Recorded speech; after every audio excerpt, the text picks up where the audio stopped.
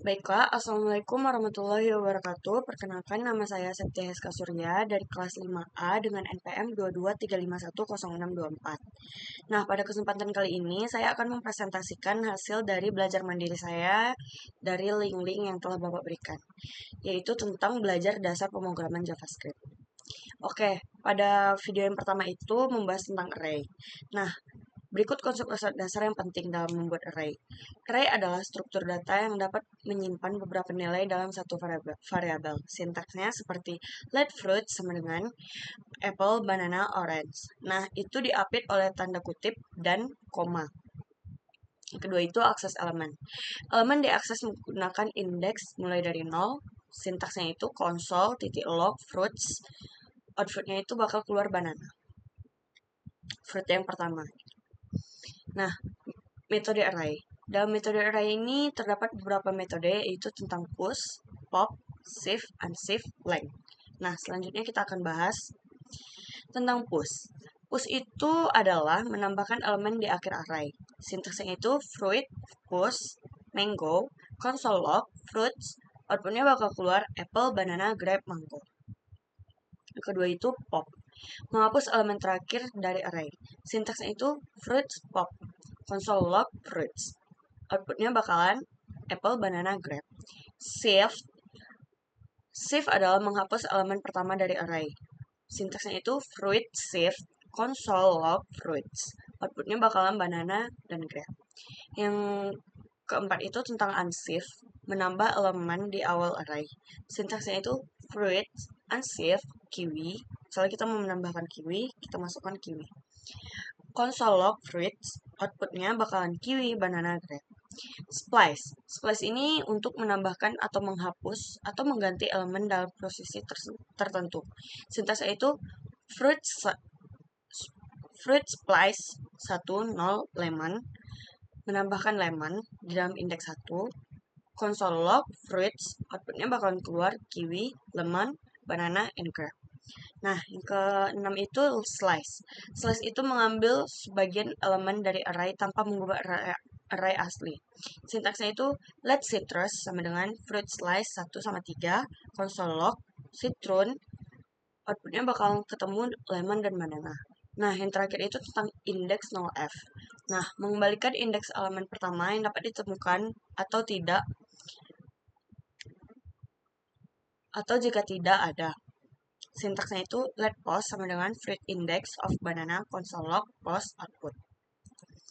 Yang kedua itu tentang function. Nah, function dalam JavaScript adalah blok kode yang dapat digunakan kembali dan hanya berjalan ketika dipanggil.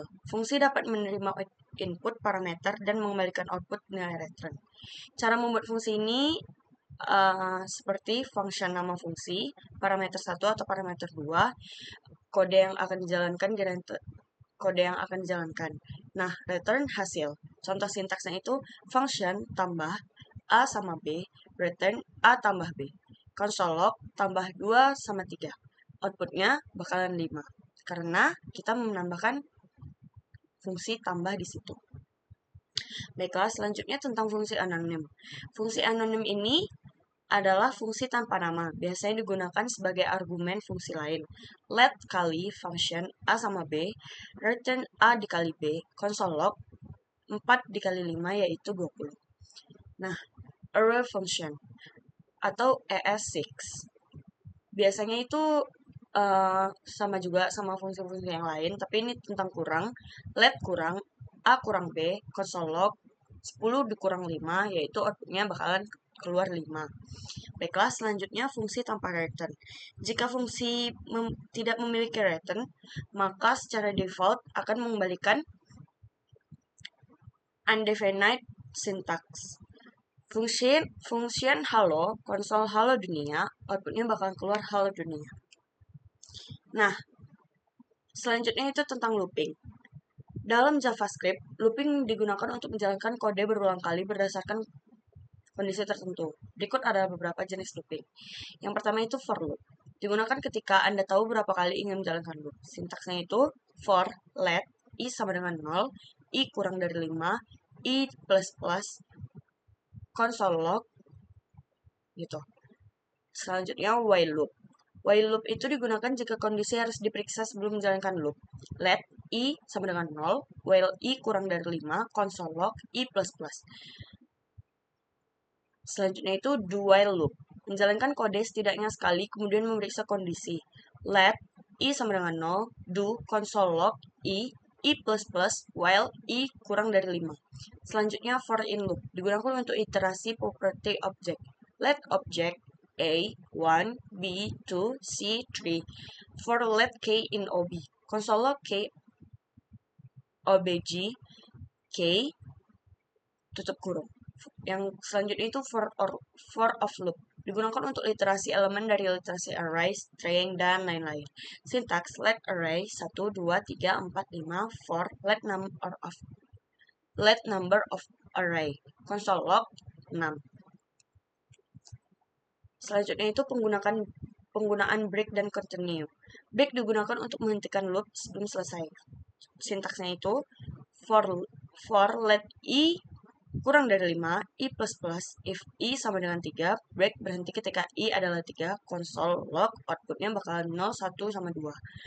Continue itu, selanjutnya itu tentang continue. Continue ini melewati iterasi saat ini dan langsung melanjutkan iterasi selanjutnya. Sintaksnya itu for let I 0, I kurang 5, I++, I sama dengan 3, continue lewatkan angka 3, console log, outputnya bakal keluar 0, 1, 2, dan 4.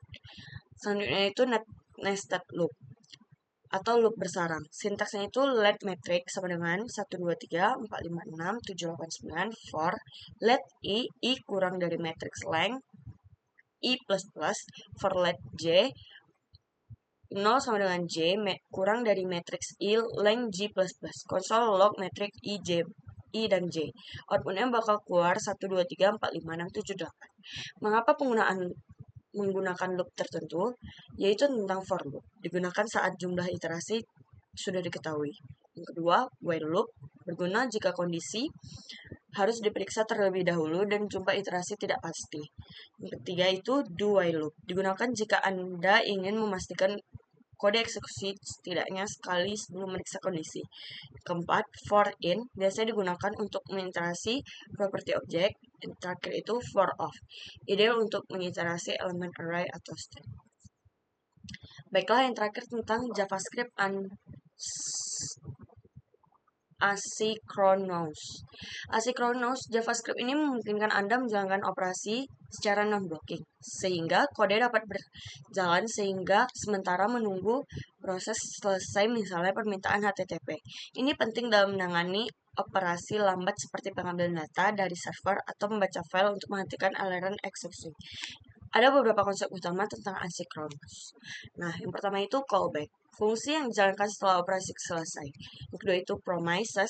Objek mempresentasikan penyelesaian atau kegagalan operasi. Terakhir itu async atau await. Sintak modern yang digunakan untuk kode asynchronous dengan gaya mirip kode synchronous.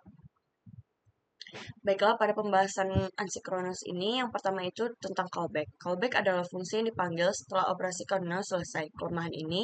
Kelemahan metode ini adalah potensi callback hell, nesting callback yang mendalam. Contohnya itu, sintaksnya set timeout, console log, ini dipanggil setelah 2 detik, 2000. Promises ini adalah cara yang digunakan lebih baik untuk menangani operasi asynchronous dibandingkan callback. Promise ini memiliki dua status, yaitu fulfilled dan reject.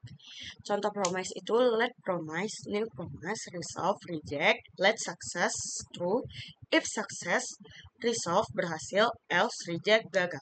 Promise, then result, console log, result, outputnya bakalan keluar berhasil. Kalau catch error, console log error. Yang terakhir itu tentang async await. Async await ini adalah sintak modern yang membuat kode asynchronous terlihat lebih sedikit bersih dan lebih mudah dibaca. Ini digunakan untuk menangani promises secara sederhana tanpa then atau catch. Contoh penggunaan async await ini yaitu sintaksnya async function fetch data try let respond await fetch. Misalnya kita ambil link dari API.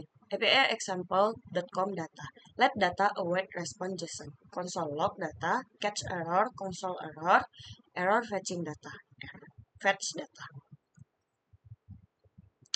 Pada contoh di atas, await menunggu sampai promises diselesaikan seolah-olah bekerja dan berjalan secara sinkronos, namun tetap asinkronos. Ringkasannya itu, callback itu fungsi yang dipanggil setelah operasi selesai. Yang kedua itu promise.